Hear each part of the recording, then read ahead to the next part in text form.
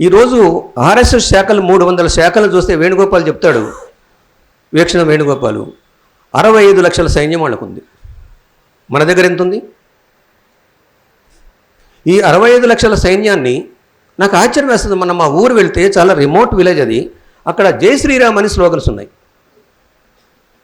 చాలా remote village అది, education నిల్. ఆ ఊళ్ళో నుంచి ఫస్ట్ 10th క్లాస్ పాస్ అయింది నేనే.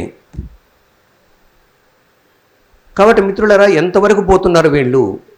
ఈ ఫ్యాసిస్ట్ ఫోర్సెస్ యొక్క టెంటకిల్స్ విషకౌగలి ఎంతవరకు పోతుందనేది మనం అందరం ఆలోచించాల్సిన అవసరం ఉంది.